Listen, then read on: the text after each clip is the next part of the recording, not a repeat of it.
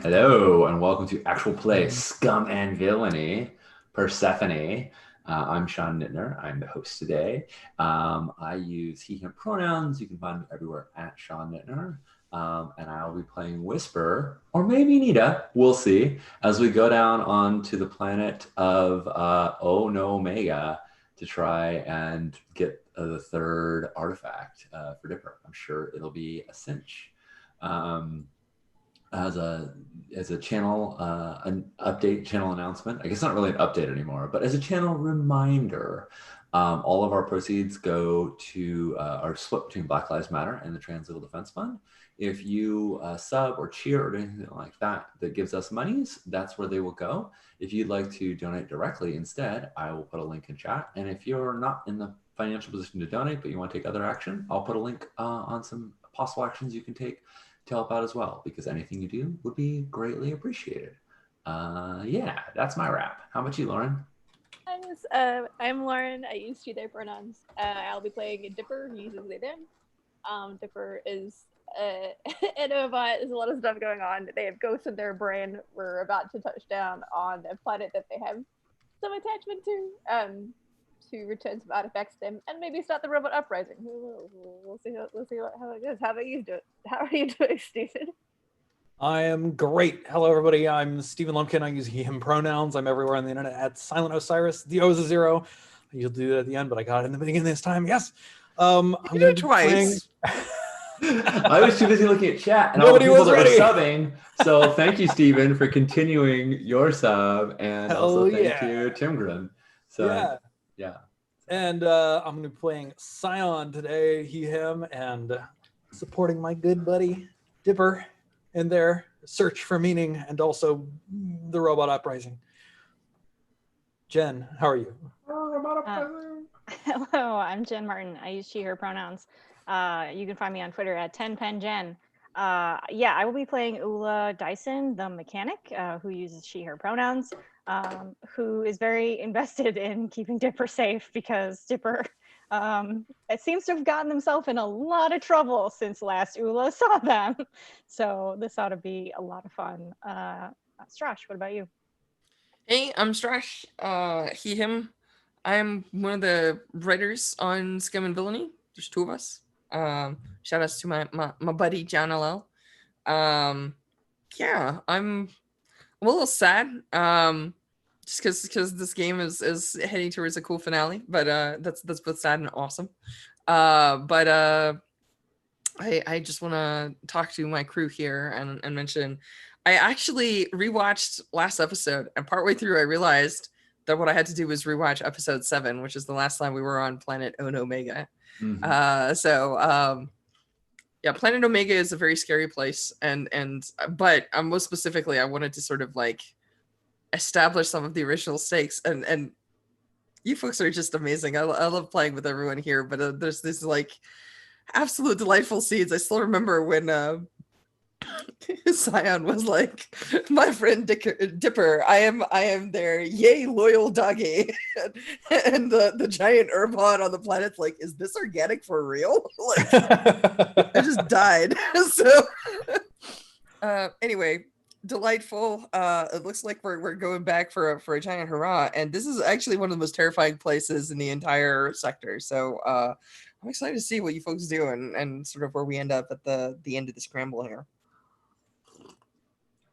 So the last thing we did, because I rewatched the episode, was roll some engagement roll dice, and they did not go well, but there are no bad engagement rolls, right? Like that's my mantra.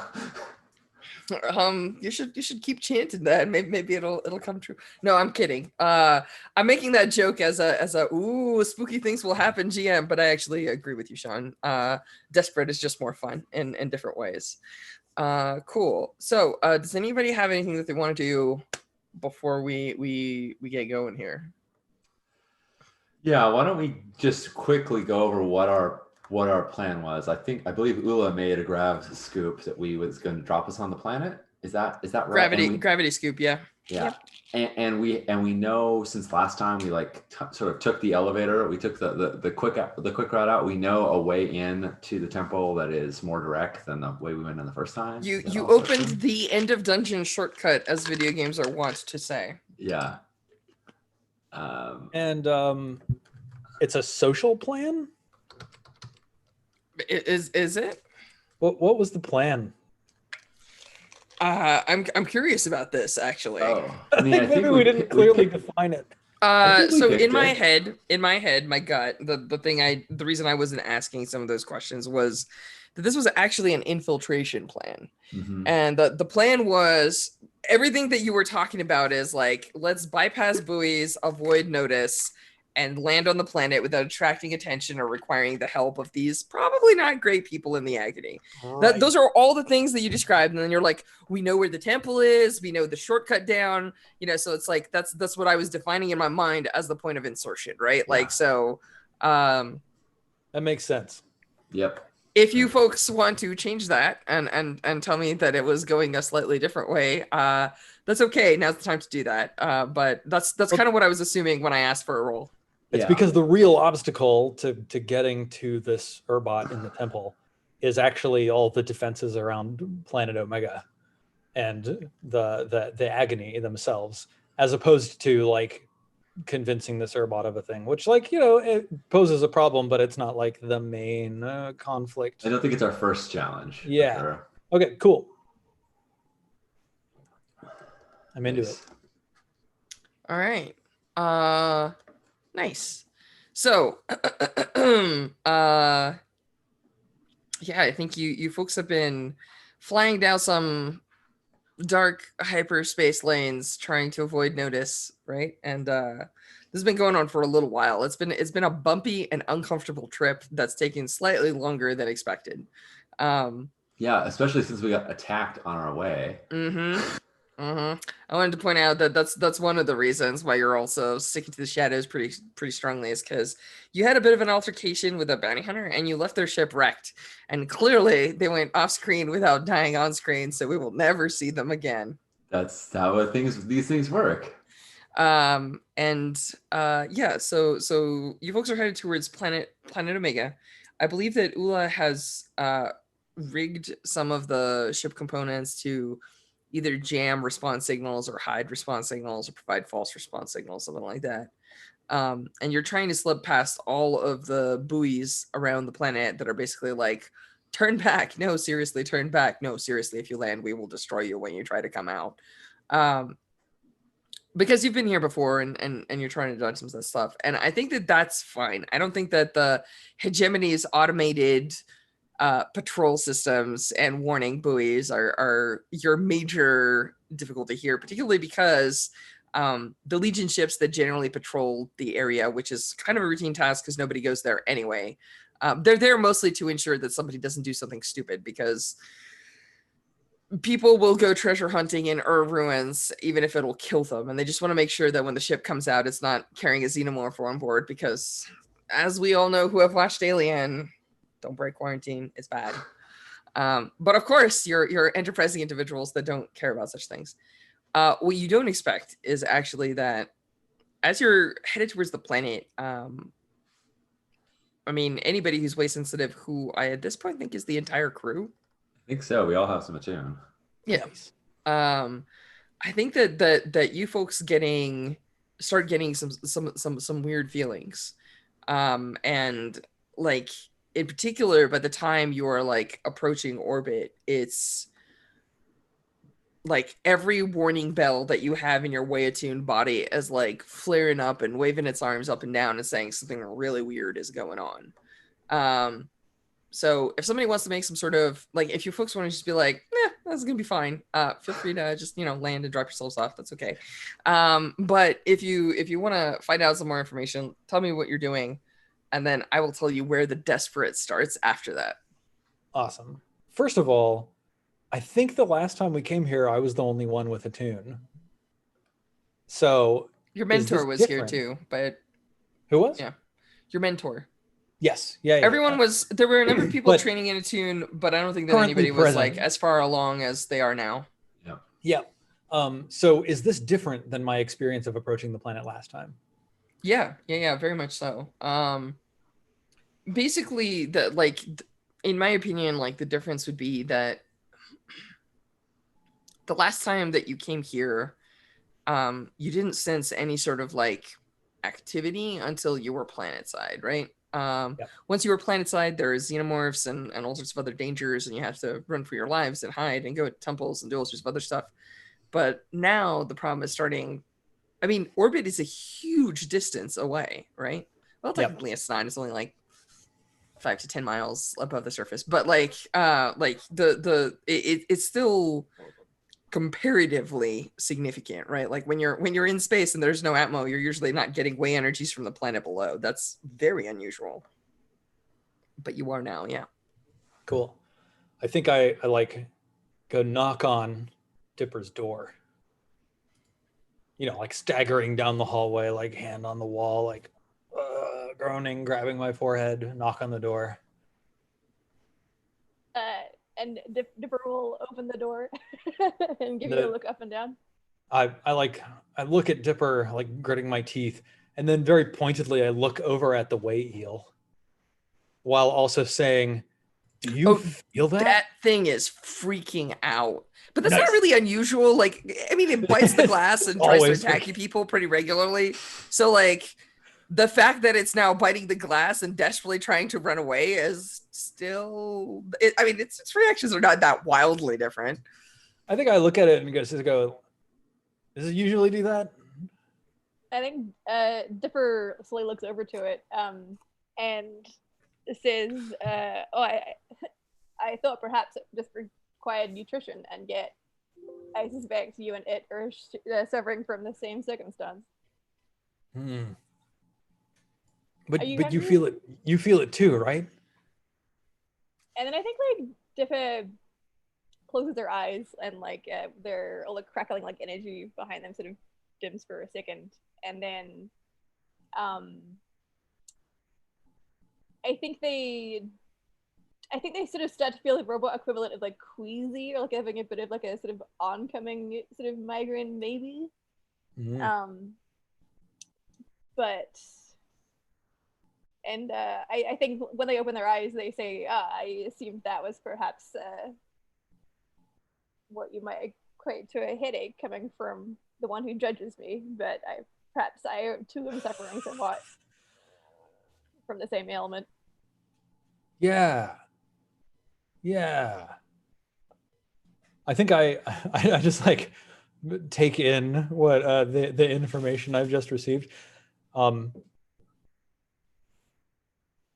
Yeah, I guess I just want to like, you know, open my senses to the way and to tune in order to try to like glean more information. Like usually the way it lets you sense killing intent, and that's like the only alarm bell that I ever get. Yeah, you should check that out. Yeah, let's make a roll. Let's make a roll. Here we go. Is this desperate? No, it's not, because you're not going to take level 3 harm. So the thing is that sometimes position and effect is obvious from the fiction. In a scenario like this, I'm thinking about what the worst outcome is going to be, and I think that we're going to start with controlled, actually, because the worst outcome that's going to happen is you're going to have to back away and try a different way to get information. Mm-hmm. All right. Yep. Can I throw you an assist for that time when you helped me grab myself and focus myself on when we were training the way? Now nice. I get to do the same for you. Do you like do the same thing? Oh yeah, totally. Awesome. Yeah, I just like calm my breathing a little bit as you grab my shoulders. And is it standard effect? Oh yeah. Okay. The effect is less relevant. It's basically like the amount of information you get. Yeah. Well, I got a 6. Cool. Awesome. So I think like you train your senses on the planet, and so usually like when you attune to the way, it's like about like feeling a thing. Like I sense killing intent. I don't know what that feels like at all, because we as humans don't just have an organ that senses killing intent, so I can't describe that feeling. Well, your killing intent gland just sort of like, you know. Don't you have one? No. Yeah. It's a unique thing because you're actually start processing like almost like visual level energy, which should tell you something. Like this is the equivalent of seeing a way eel, like when it's not inside some sort of polarizing glass or something that actually like causes it to become visible, right? Like a lot of the way phased creatures are basically partially or mostly not here, so they can be translucent and still affect you because humans are connected to the way in different ways. But this is akin to you. Have you met the leader of the Agony?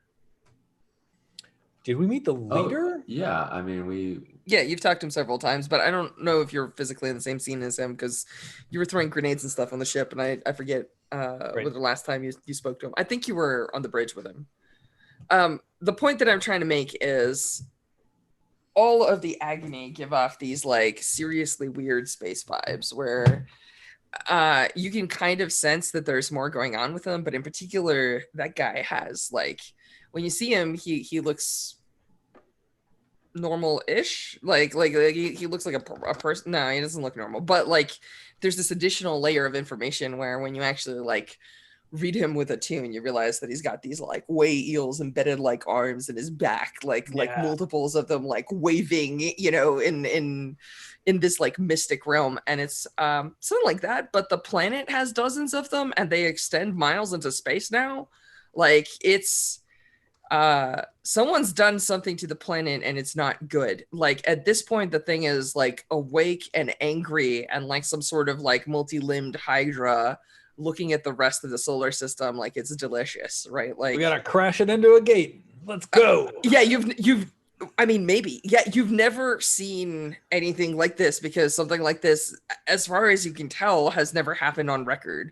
Like maybe someone can make some weird study roll and find some moon that had a precursor engine in it or something, but like this is not normal, like at all. Like this is not a thing the hegemony even talks about. But yeah, this planet is this is really weird. Wow. So yeah, that's what's causing everyone's gut reactions to kind of flare up. Yeah, I would, assuming Cyan shares this, and Whisper has more than just this, like, I got a bad feeling. I would be very happy to get on the ship's computer and make that study roll, because we knew that Agony was trying to weaponize this planet. Like we knew that that this was that we didn't know what it would look like, but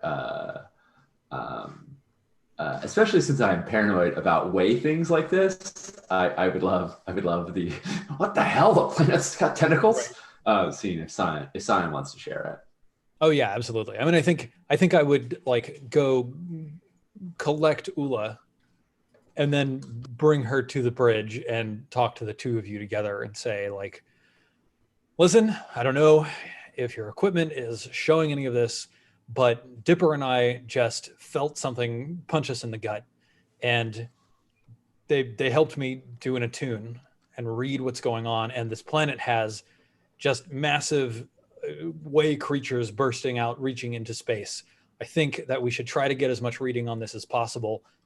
Willa, do you have any idea whether or not our current, our current sensory equipment can pick up anything like that? Or, Whisper, have you ever heard about anything like this before? Has the Legion ever run into this?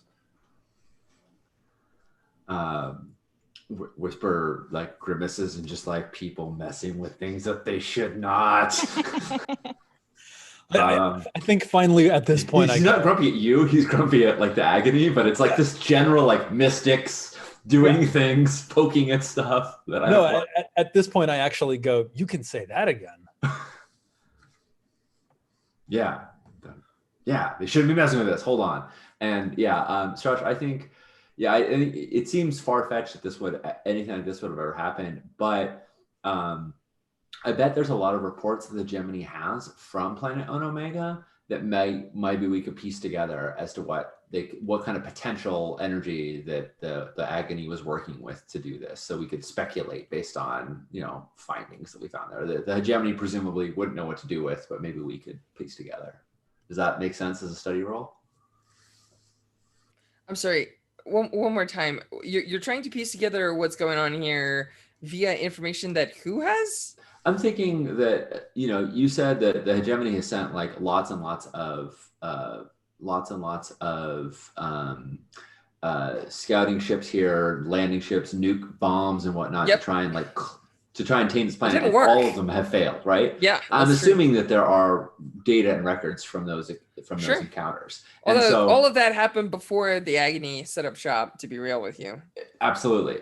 I'm thinking that if in his past life as Phoenix Guard before defecting, Whisper had any access to any of that data, not that he would have looked at it, but he could look at it now and piece it together with what we know about the Agony. Sure. I'm gonna say though that's like at very best limited effect, because the hegemony has like official churches and stuff, but this planet was declared kind of verboten because it's super unsafe to land on and depart from, because you might carry horrific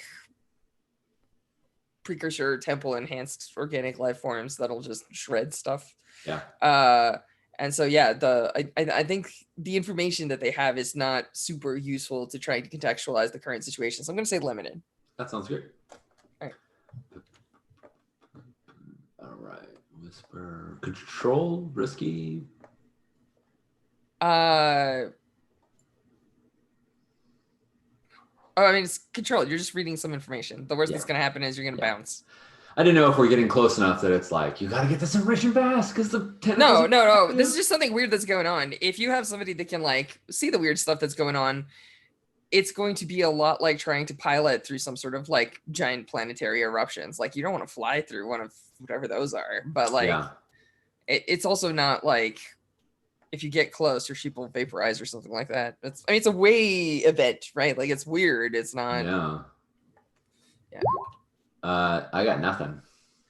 I mean, you read a lot of studies, but they definitely don't talk about anything like this that would be happening. I think I say like the hegemony never got anywhere close to. I mean, in my records, which are albeit old because they're before I left, but at least at that time, the hegemony mostly had things like "stay away, nuke when you see it." They weren't doing scientific studies here, at least not that I can find.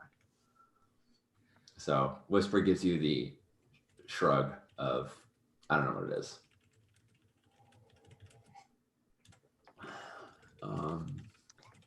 Dipper or Ula, do you think you could tap into our sensors so that we'd be able to detect this stuff rather than just have a bad feeling about it? Yeah, I would like to rig something, something with, baling wire and duct tape. In the background, Cyan is yelling, "Bad feeling, bad feeling." Wait, Ula.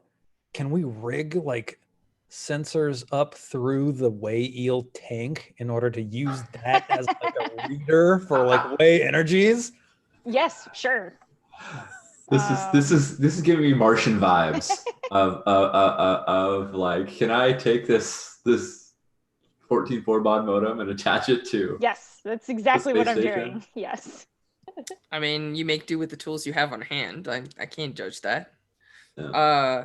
This is dope. I think maybe there's some ethical implications about using animals as sensors, but right now you're in a jam and this thing is on board. It's coming with you whether it likes it or not. It's not like you can pause to drop it off. So yeah, I'm down. Let's see how this goes. Ula, you wanna rig something together? Is that what I'm hearing? I would love to rig something together. Also, if we're missing a critical piece, we can always flash back to be like, we know we're gonna go to this crazy ways alive planet. Sean, no one's expecting this. That's fair. So this is okay. I have to now. I'm gonna save it for a bad day. Let's go. Yeah. All right, I'm gonna do a rig. Does anyone want to assist me? I super want to assist you. Great. I think you're tapping it into the. It has to get tapped into the helm, right? It's gotta, for it to be useful, it's gotta get tapped into the helm. So I'm like, okay, I'm at the helm. I'm giving you readouts, doing controls, running wires back, shouting over to Nita to be like, do you see it? Is it lit? Right? So I'm gonna spend a stress to assist, which also makes your push cheaper if you want to. Yes, I would like to. Is this risky standard? What is this, Josh?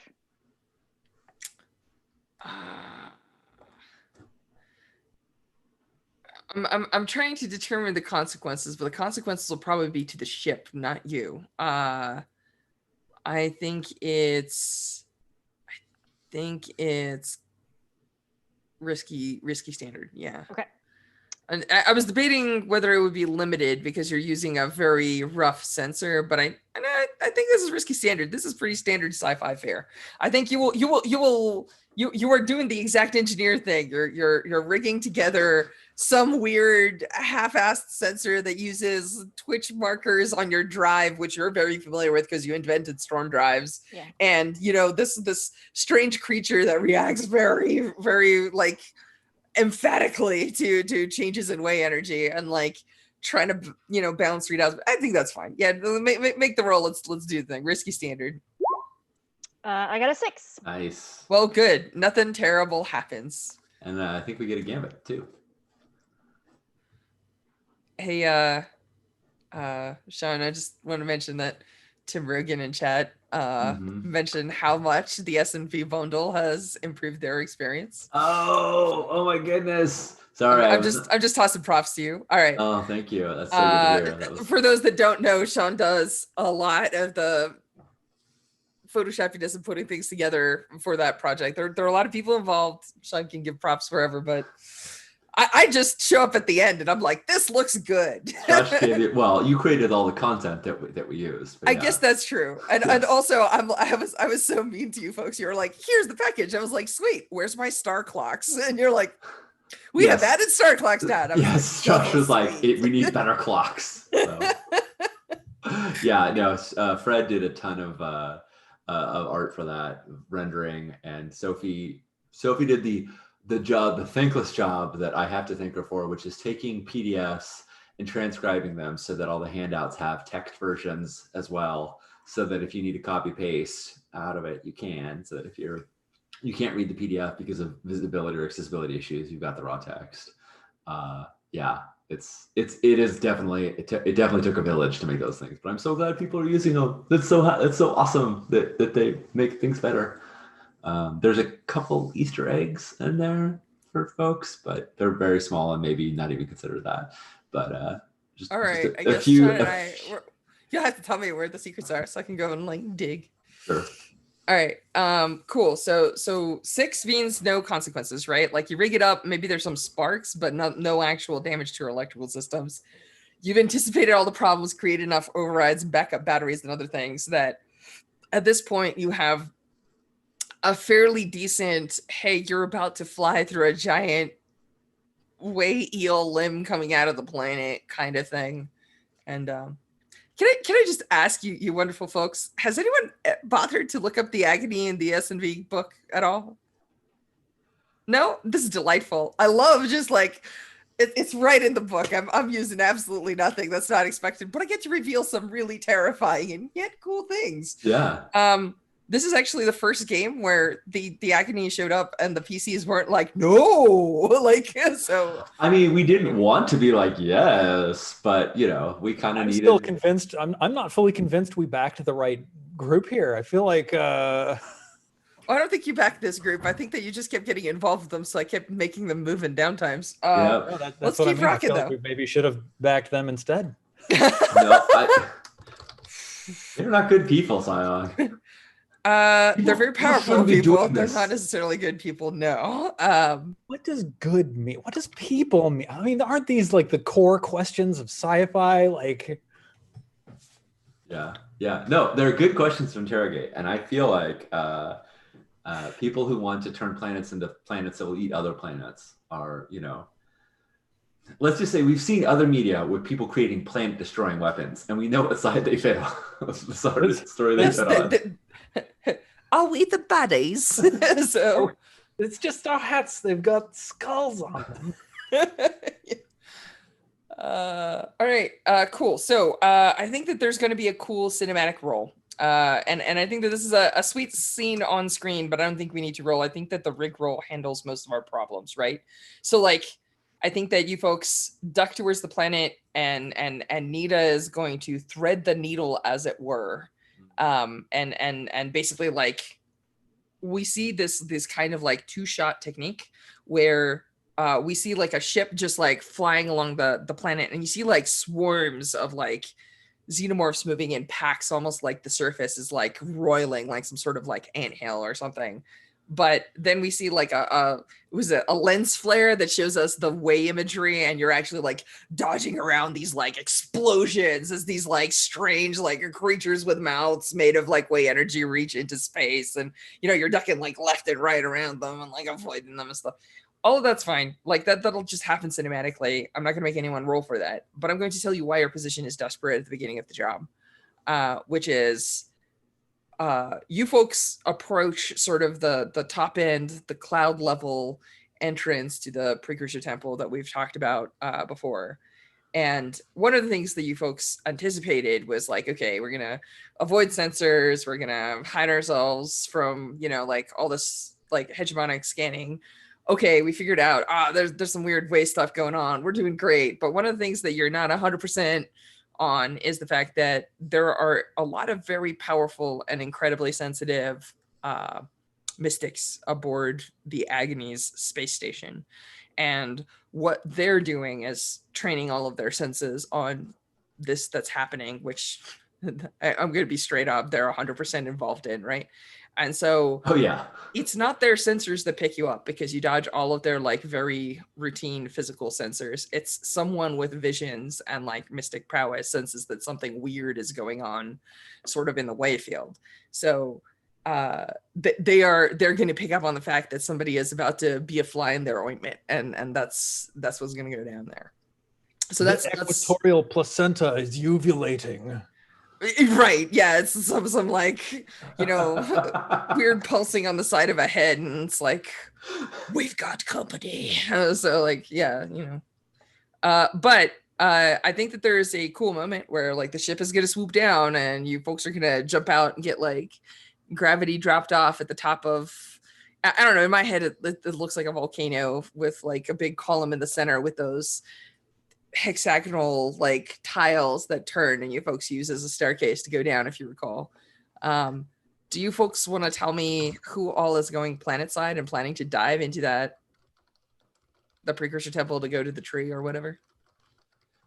Well, I had vaguely thought of the idea of, oh, the ship job, like sitting in the ship is waiting to babies, you know, waiting to pick us up. That's going to be the boring work. Maybe this is the time when Whisper says, you know, Nita, you're a part of the crew now. Why don't I'll babysit the ship? It's going to be boring. Why don't you do it? But now, like being on the ship is like terrifying. It's dodging these crystals. It's reading this interpretation. So I think Whisper's going to go on this. I think I'm going to keep playing Whisper on this mission. You know, Are you sure? Are you sure? Because you can do that, and it'll be like, "Oh, you want to pilot this, old man? All right, let me give you some tunes." And it's like, ba, ba, ba, da, ba, ba, enjoy. We'll be back. What do folks think? You guys want to see Nita on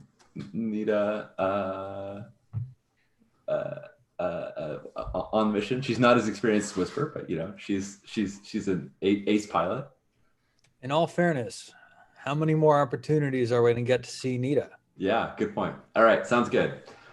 Whisper's on the helm, listening to Nita's tunes. And they're not her tunes. They're what she thinks old people listen to, actually. Oh, right? Got it. I made you a playlist. It's all elevator music, just so you know. Nice. Yeah. Cool. I got to make her. I mean, she's in the thing, but I think I've got to. All right, cool. Who else? I mean, for obvious reasons, I'm sorry to put words in anyone's mouth. I assume Dipper's going, but Dipper will be going. Ula, Scion, are you both going planet side? Yep. Scion puts a hand on Dipper's shoulder, then pushes the visor so it goes. Aww. Oh. Ula, are you bringing Cusco along?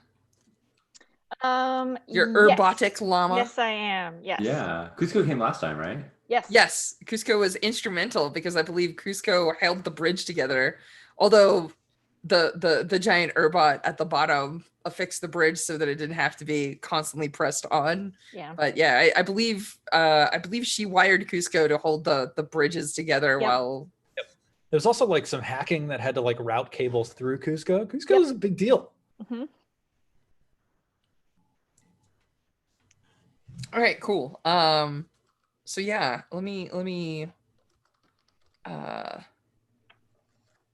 I'm going to do two things. One, obviously, I'm gonna so the traditional little technique in Blades is let's establish a position. I feel like we're in a dangerous position, but you folks are actually descending sort of into the eye of the storm. Like I don't think there's even a role to like walk down some path that's already designed to be walked down or something. I feel like your desperate position is going to come when A, you try to bargain with the Urbot there, and B, whenever I'm gonna hold like Ephidiah wrote this great game called Swords Without Master, and there's this thing in a bunch of the phases called the Thunder, which is I announce future badness and then I hold it like above your heads until it's the moment to release it. And what I'm going to say is that obviously the agony showing up is the thunder, right? Like I'm holding that reserve here. You can feel sort of like internally, like as players, maybe not necessarily as characters, the clock ticking down, until they can launch some sort of expedition, which is not an instantaneous thing, but is definitely like, a thing that's probably going to happen here. So, folks, what does this look like? Like, obviously, you're going down these like hexagonal things. What's the plan? Tell me the plan, friends. So the outcome that we want is we want to take the key that's still here. Okay. And then what? Use it to unlock the gate. Dope. That is what the key wants. That is not what the Urbot wants. Right. That I think is the challenge. Okay. Is that am cool. I right on that? Am I remembering all of this correctly, folks? Yeah, that sounds right to me. My gut says that this is what I'm hoping for, but this is 100% not what the ghosts in Dipper's head want either. Right. So like, I think there's going to be some internal conflict. Right. There's something that we got. Dipper had an experience where they realized that the gate was locked through a frozen in time lock. Like that there is a to unlock this, I suspect that we will need to access that past time moment that has been sort of frozen in time. And there may be a custodian, a person beyond, there may be forces there that we could understand why your core, all your spirits, all your second core spirits don't want this open. But I think that there's something there. There's something to get into that frozen moment of time. Maybe in that theater where we were seeing the images. This is just Sean speculating. I don't think Nita has any clue about this, but I'm down with talking to frozen in time peoples.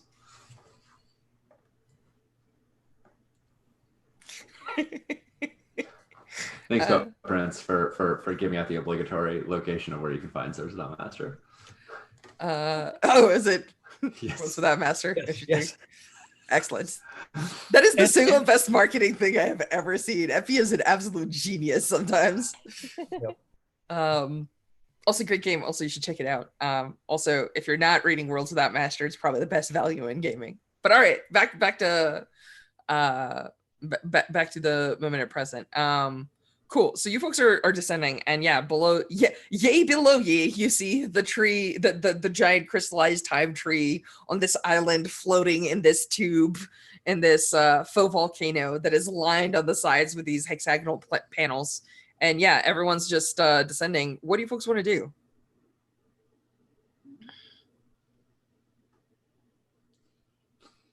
Is there any like immediate threat as we're descending this? I mean, the whole planet is like rumbling and shaking. Not a problem. Like you're not dying. There is a giant Urbot before the tree. I want to know what the scene is before we spring into action, right? Because like there's no immediate threat in the sense that you have to like roll to resist something.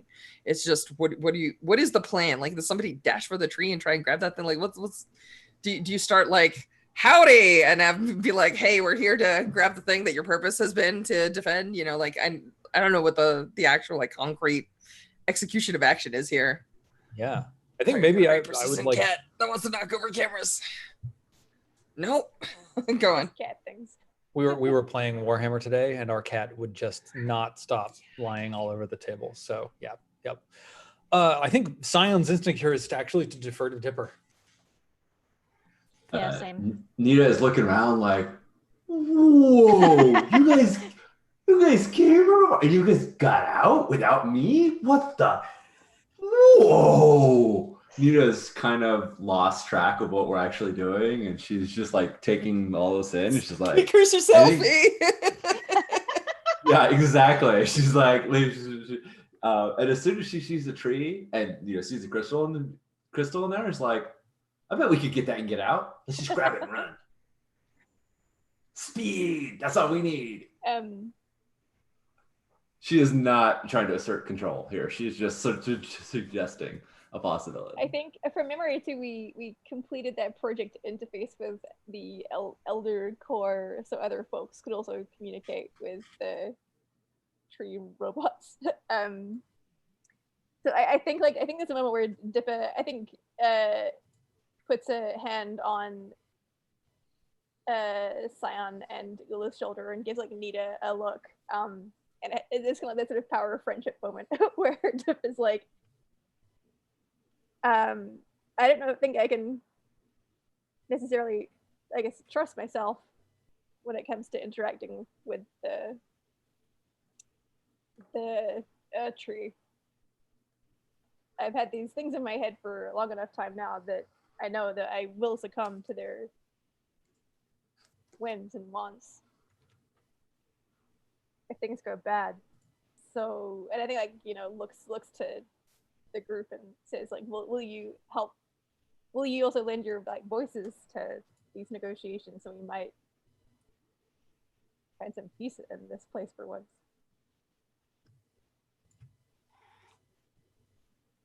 Yeah.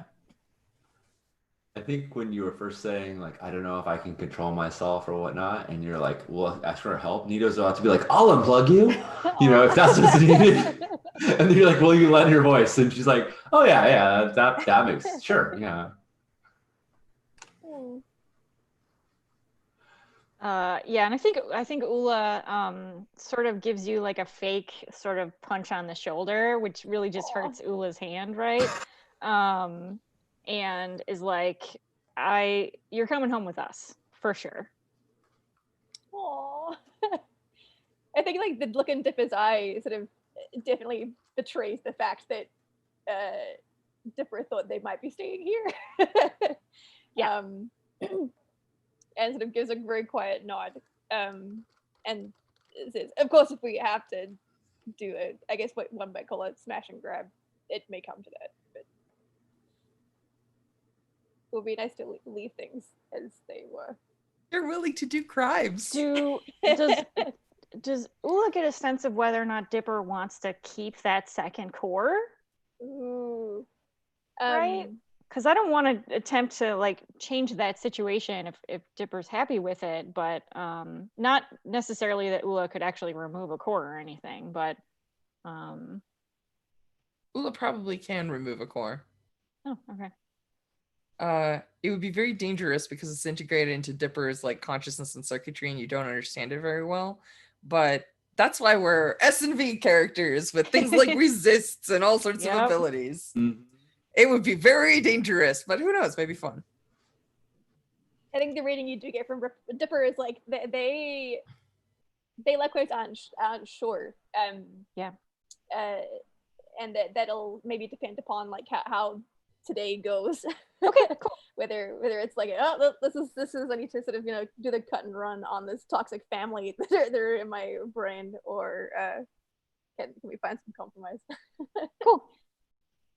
I think Scion just like squeezes your shoulder back and says, Dipper, to me, this is all about what you want. And I know that you've got a lot of conflicting messages, but whatever you decide, I will back you up. Nita's waving a flashlight around, being like, this is freaking cool. Is it like a UV flashlight? Like, yeah, it's like a UV flashlight. She's just like, I want to steal that. I want to take, what does that do? Sorry. No, that one's load she bearing. cares. You can't take that one. There it is. Nita has them. Yes. Cool. So Dipper, it sounds like everyone's on board with helping you, but the question is here, what do you want to do? Good question. Also, Dipper's not used to anyone doing what they want, so Dipper's like, this is a different kind of scary. The weight of people on my shoulders. I think it sounds like we can get to the tree, okay? Whether that's like sort of rappelling down or just Yeah, launching you it folks or- are parkouring down some of those like little hex panels and stuff. Sure. Yeah. Do you know, since Nita wasn't here, do you know how the crystal is secured in the tree? I mean, is it just sitting there? Could someone just theoretically grab it, or is it like locked down? Do we need to break it out? Isn't it is the tree? No, actually, it's within the center of the trunk. You're guessing it's probably going to take some sort of either. Well, last time we ascertained that the crystalline substance of the tree was actually a byproduct of time generation. It was crystallized time because precursors. So I don't actually know how you cut, crystallized time. I was guessing it was going to be like try to attune to the artifact and use it to do something funky. Yeah, that's Cool. definitely the case. It's possible. I mean, somebody could just bring a power cell, just be like, I don't know, but test it. Like, yeah, right. I mean, that's sort of Nita's thought is like, if you distract him, I'll run in there and grab it and get out. She has a lot of scramble and also has potency when doing things on speed related tests. She's very much like, let's do the like run in, grab it, run out. And I have a couple ideas of how I might get it. Awesome. We'll see. Are we gonna do like sort of the plan A, the soft approach, and then have that as like a plan B? Do you want to jump straight to like stealing it? I mean, good either way. I think I think that makes total sense as a plan B, because if the king's just like, sure, sweet, that sounds great, then no need to disturb. But if not, like, I don't think Nita's gonna be in the talking part of this anyway, so it's great. She can hang back and be ready for jumping in. I know last time Ula set up like a rigged up some thing to communicate with the tree last time, I think. You folks never no, you folks never interacted with the tree. When we were coming into the temple, yeah. That's right. But we have communicators, or we can have communicators, so we can talk to each other, sure.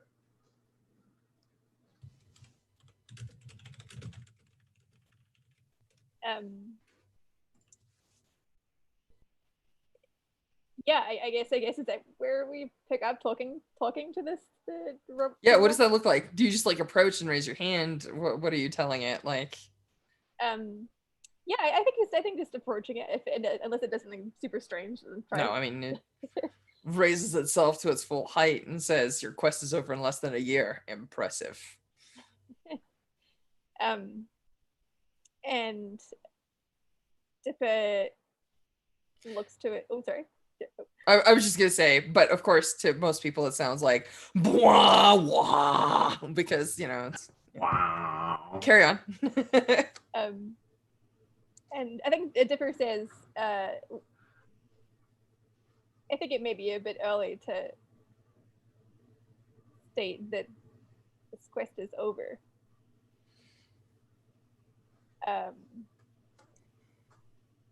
I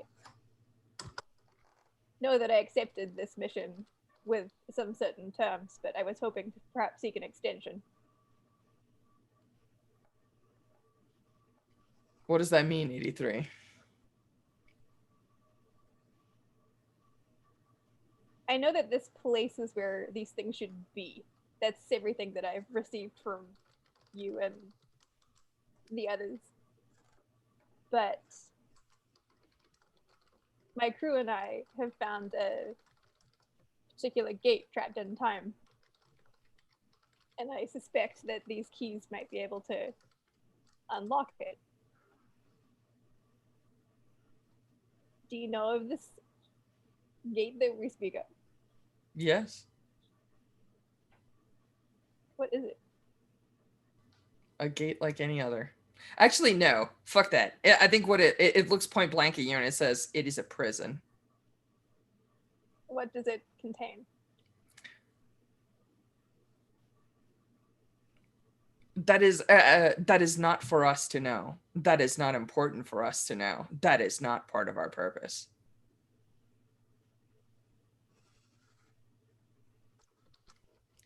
I'd like to point something out here, just so that it's clear, maybe to the audience, which is that Dipper is different, right? Like Dipper's like, I don't know, I'm curious. Don't you want to know? And this thing is like, why do you need to know? Just execute your function, right? Like your approaches to life in the universe have become fundamentally different, not about what you want, but how you approach any question, right? Like that's kind of a thing here. Go on. And I think this is where like oh gosh, I feel like I'm gonna lean on some social stuff, but I don't. Oh yeah. Lean, come on, bring it in. I think Dipper asks like I think this is where this is like Dipper's plea to them to be like things need to change, where they say like, do you have eyes elsewhere in the space of existence in other systems? Do you know what things are like? I do not need to. Do you know how they treat SOBots? Why would I care? That is not my purpose. I say this because things are changing in other systems. Purposes are evolving and being updated. And if we likewise cannot update our purposes, we'll fade out into non-existence. I think it maybe even like does the equivalent of the Urbot sucking in air, right? Like it's like, and then it says that is not what we were designed for. What were you designed for then? I am the guardian. I keep like it. How would it even classify this? My function is to keep the key. That is what I am supposed to do. What will happen when there is nothing to guard, when there is no key?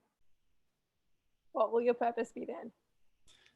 I think it definitely, like at that point, like it shifts its stance and it's definitely in a threatening, more like combative pose, right? Like to everyone else watching, like it's basically like, you know, like trying to make itself appear bigger. Yeah. And I think what it says is, it says, I will be destroyed before my function is stopped. Like you cannot access this without going through me. I do not need to consider such foolish questions because that will never happen. Whoa. Hey, whoa. Nobody said that. No, like, no, come on. Listen, this Urbot is a very special Urbot. You know it, and we know it too. What other Urbot have you known to speak with organics? What other Urbot have you known to have not just one, but 3 organic servants and seek to help it attain its function? And then I say, tell me, like, okay, functions, good. Functions are good. We like that you have them and that you're gonna keep doing them. What does it mean to keep this key? What does a keep mean? It is dangerous. It is dangerous to you, and it is dangerous potentially to everything around you. You should not touch it. You do not understand it. Yeah, but I'm an organic, so like it doesn't matter if it's dangerous to me, and if I touch it, then like maybe it's dangerous, and that's fine. But like, what? Come on, you're supposed to keep this key. What is the definition of keep? Keep it locked away. Keep it safe. Keep the gate from opening. Oh, you want to keep the gate from opening? It does whatever the Urbot equivalent is of eyes narrowing. It is like, what is it? So I assume that some of this is happening through translation. So I think it addresses Dipper directly, and it says, "What is your yay faithful doggy talking about?"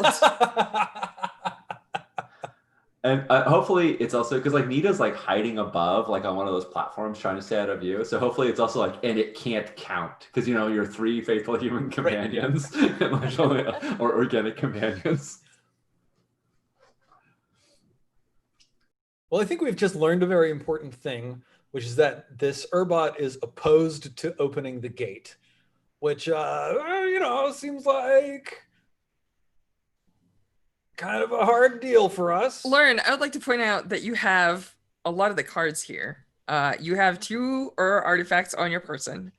And there's a thing that was established the last time, which I think I want to remind you of because it's been a while. Episode 7 was months ago. So I just want to put this little bug in your ear. One of the things that we determined is that there is a tiny piece of the 3rd artifact inside the secondary core. The 2 are connected, and that is part of how this Urbot was able to access it at the time.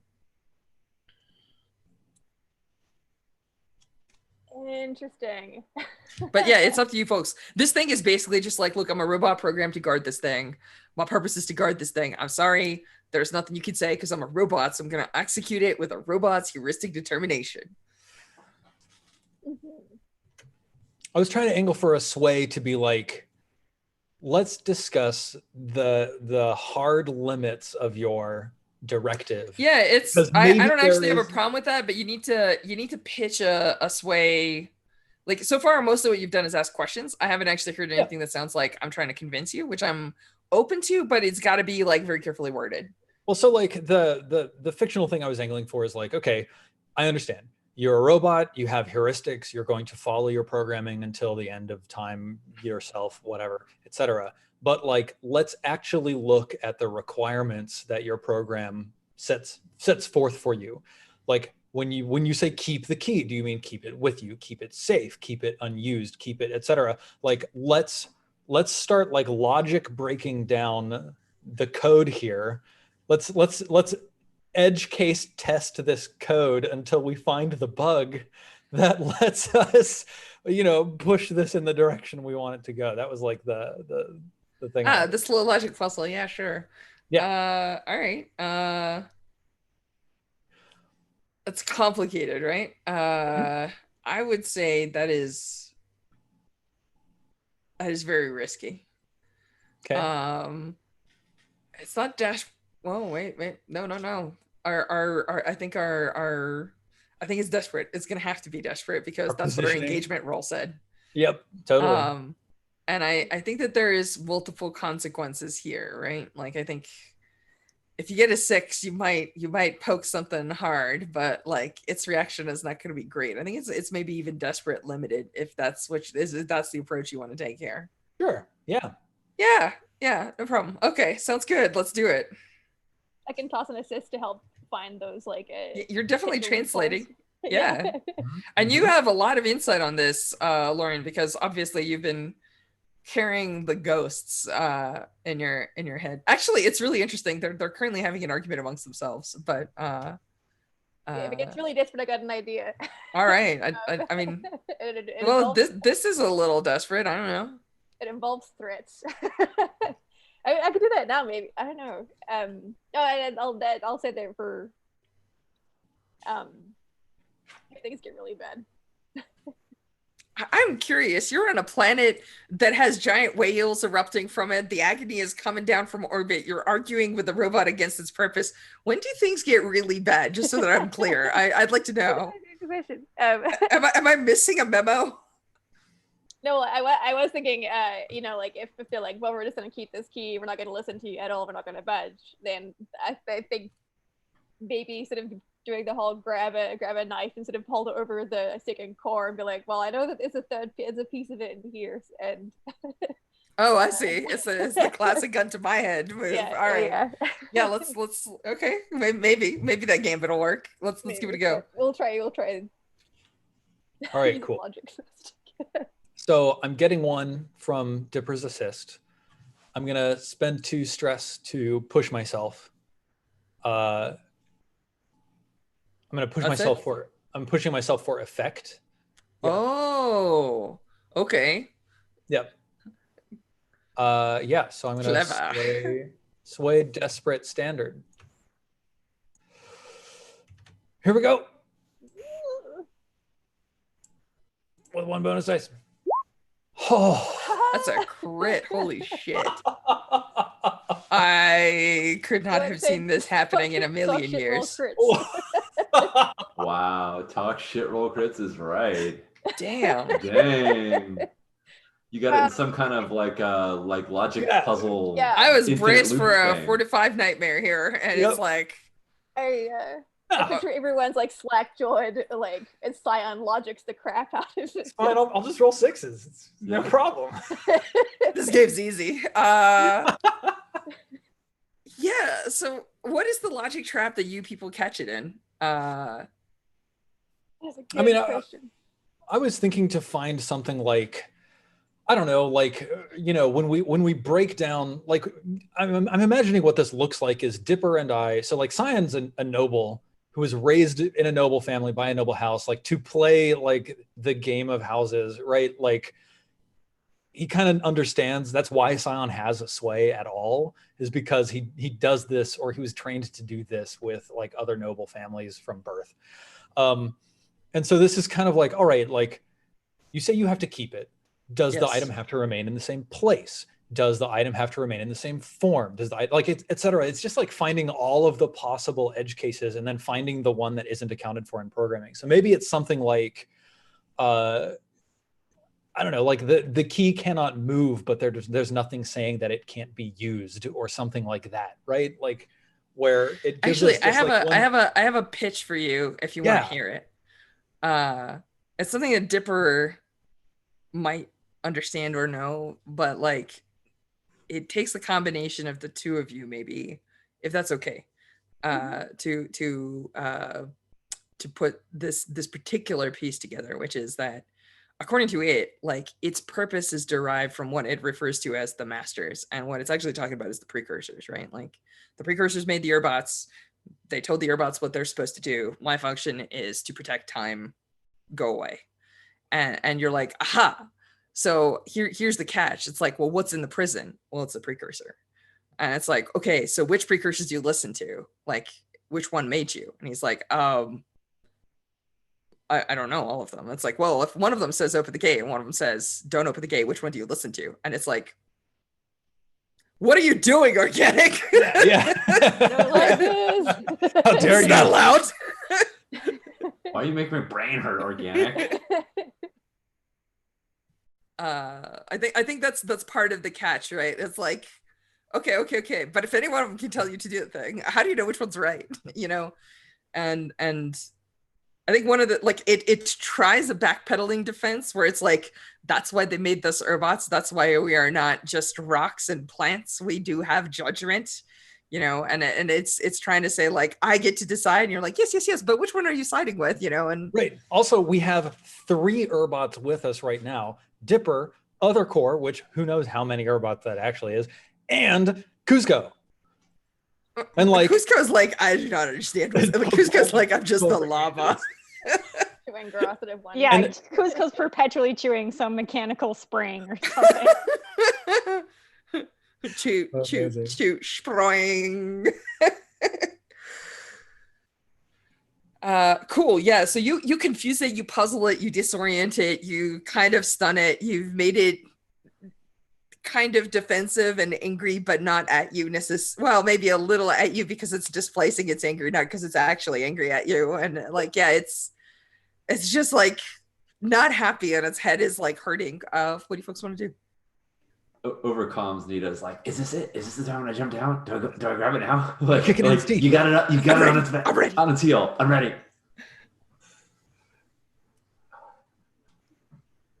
She is ready to spring into action to grab this thing, but is not going to wreck the plan if you're still doing more talking. I want to know what's going on in Dipper's Other Core.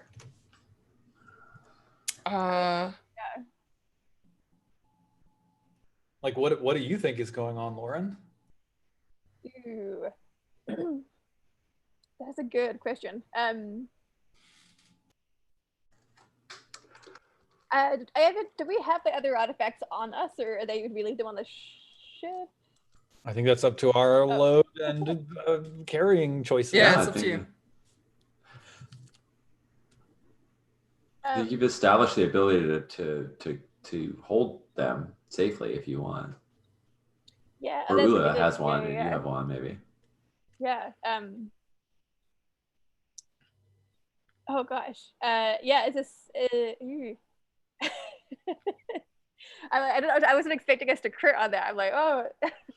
Nobody was. Even chat was like, "This roll's about to bomb." I'm like, I was expecting a 4 to 5. Statistically, that was the most likely. I didn't see this coming. Yeah.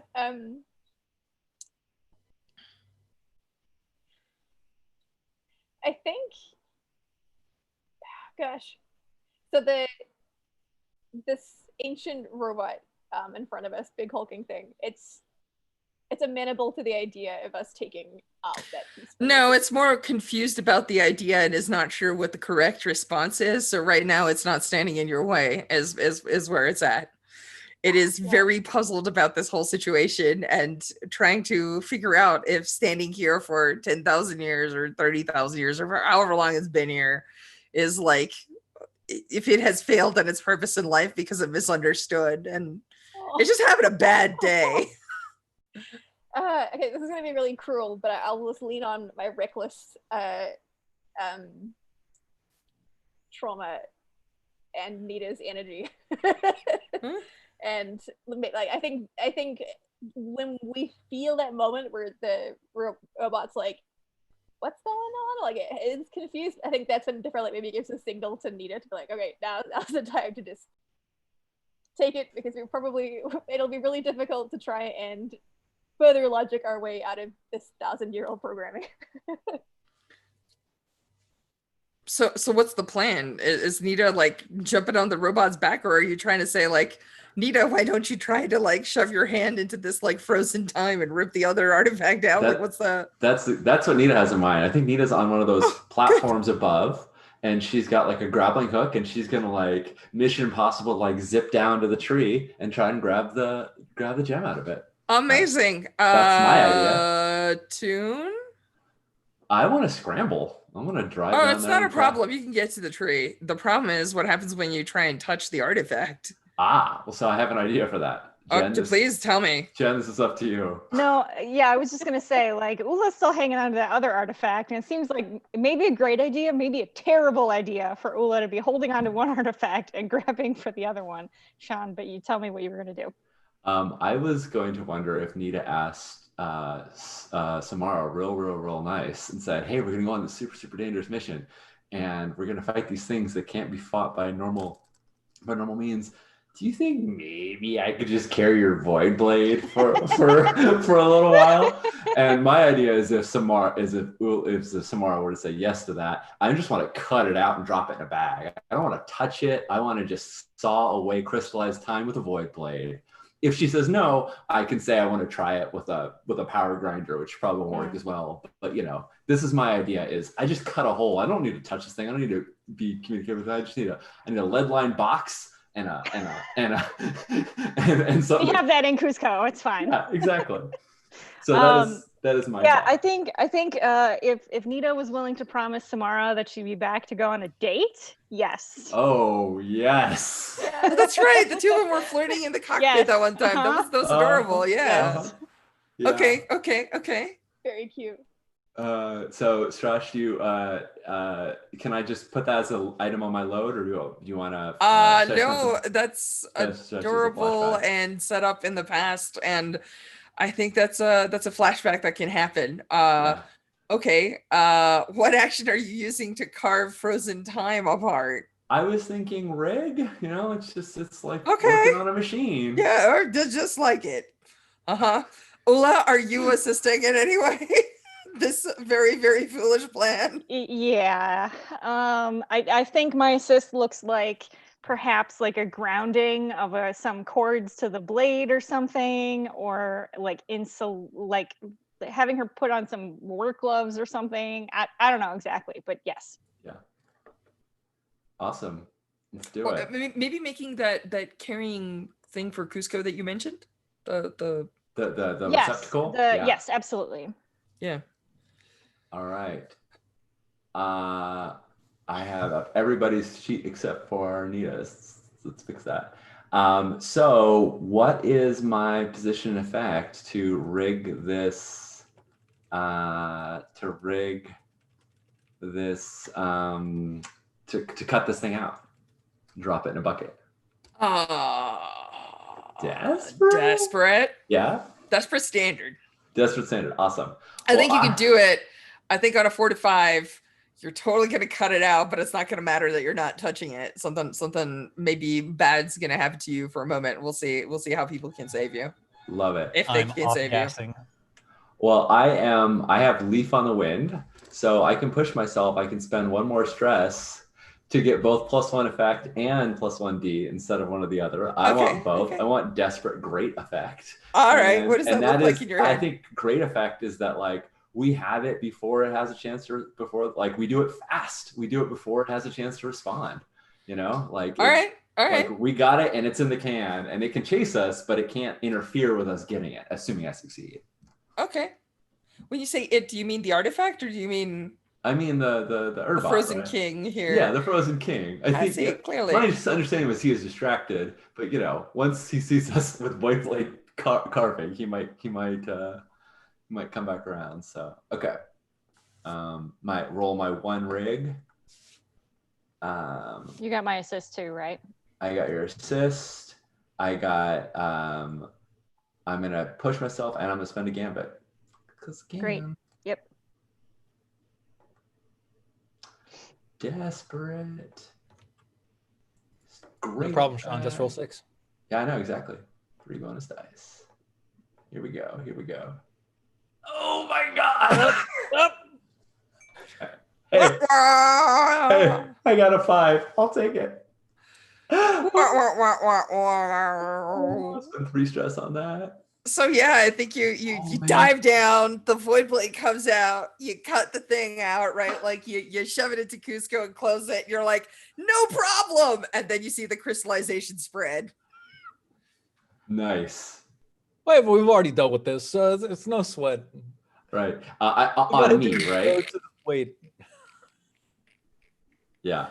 So Sean, you're taking the equivalent of level 3 harm here, which is frozen in time. Frozen in time, yeah. That's literally level 3 harm, frozen in time, yeah. Yeah. Well, I think I would like to resist. Oh, okay. Sounds good. How are you resisting? I don't know. I mean, I don't know how. So actually, I'm not even going to argue this here because there is a rule in the book that actually says this. Because there is no resisting way energies is very difficult because in the real world we do not understand a fictional component. Yeah. It is a resolve resist. Cool. And you can resist like stuff mystically attacking you by like using resolve. So essentially what you can do is you can try to fight it with your innate ability to attune and your connection to the way a little bit. I think the way you can do is reduce it, not remove it. Oh yeah. Cool. I have no dots in resolve. Oh, good. I was gonna say, can I help or can I do the resist? Because I'm still hanging on to the Groundhog Day artifact, and I do have some attune.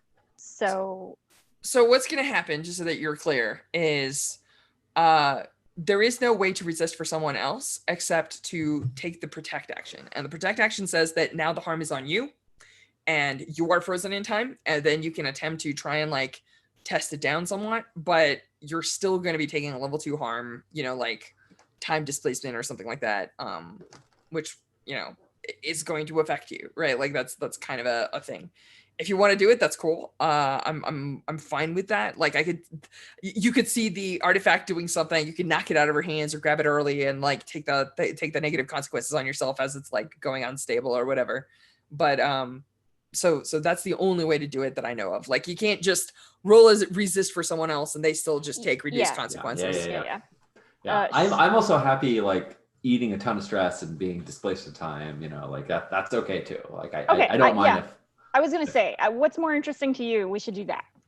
Yeah, I think honestly, I think that we've sort of seen Nita's like, what is it? What's going on? Like excitement. And I think it comes in the form of like, she gets it. She's like, whoa. And she knows she shouldn't touch it, but she does because it's like,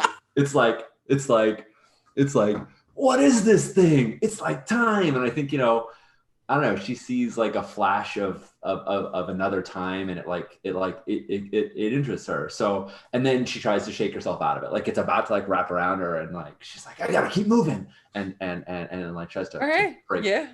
So yeah, it's gonna be a terrible resolve roll, but hey. Worst case scenario, Sean, you take 5 stress. This is the Exactly. worst. Yeah, exactly. I take 5 stress. You take 5 stress because you take the worst of 2 dice. Amazing. Cool. I think I went from no stress to 8 stress. That's great. That's perfect. And yeah, and so I think I'm gonna take level 2 harm displaced in time. Does that sound good? Yeah, I I like it. the idea that she's like bouncing around and like jittering in time. I don't know even what to call it. Like maybe like time lithograph. I don't know. Yep.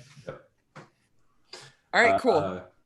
Nice. So yeah, so I think all this happens, and the artifact is tucked away in Cusco, and I think that the Urbot like looks at it and is confused about its purpose, and then it looks at the lot of you, and it says, "What do you plan to do with this?"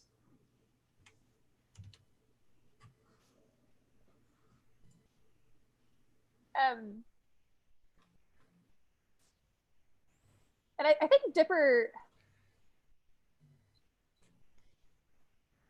honest and says, we're going to open a gate. I don't quite know how to translate this into your language you will understand, but it is my absolute conviction that progress cannot be full with cowardice, and that is what you've shown us today. Whoa. Holy shit, Dipper's so mean. I think Scion just under his breath goes, damn. Dipper's channeling the judgy ghost. I told Dipper wasn't good enough. And Dipper's like, no, I am good enough. You're not good enough. You're not good enough.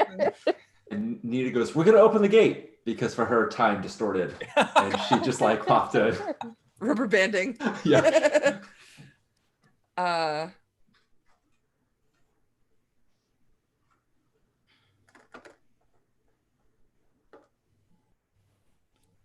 Scion goes, and then we're going to bring them all back. We're going to bring Thank you, Scion. all the artifacts right back here. And we're going to leave them with you.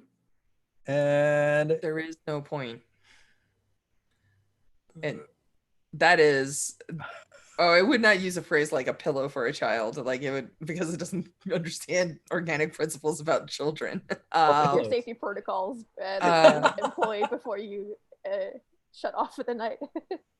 Yeah, I think what it does is it looks at Scion and it says, do not belittle me, organic. You do not understand the burden that it is to carry purpose for untold eons. And it kind of looks at, yeah, I think it frowns and looks at Dipper and it says, I do not understand your purpose, but I believe you will regret it.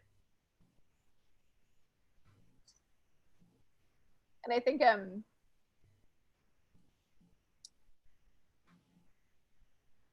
like Dipper, I think puts a firm hand on Scion's shoulder when it calls Scion an organic, like, and very much in that sort of, this isn't an organic, this is my friend kind of like way.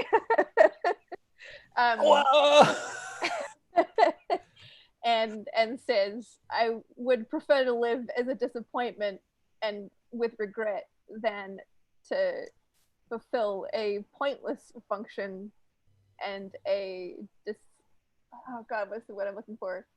Like obsolete purpose. And I just go, hey, next time we come back, I can tell you a little bit about, like finding a new purpose. You're right. I haven't known what it's like to hold on to purpose for like millennia, but man, I gave mine up after 23 years. So I could teach you a thing or two.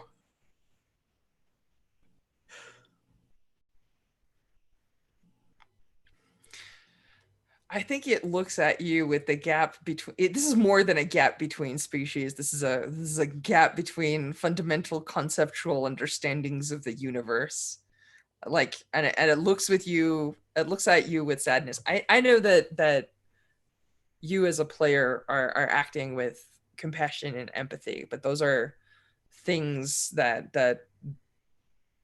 it does not value. I think that it looks back at Dipper and it says, if you cannot understand what I am doing, then I do not know what you are. But only you can find out what that is. My time is done. I have either succeeded or failed at my task. And it reaches into its chest and pulls out the second core and just smashes it to dust. And it deactivates. Oh shit! Whoa. Is it break time? I think it's break time. I think we're gonna have an exciting escape here and Oh see my what God. happens. I keep waiting for some Yeah. cool 45s to be like, and then this happens, but everyone's like, just roll some sixes. Yeah, it's cool. That's You know? It's all good. It's all good. All I right, think cool. we So need a- do we want to take a quick break and then come back? Sounds good. Sounds good. See you all in a few.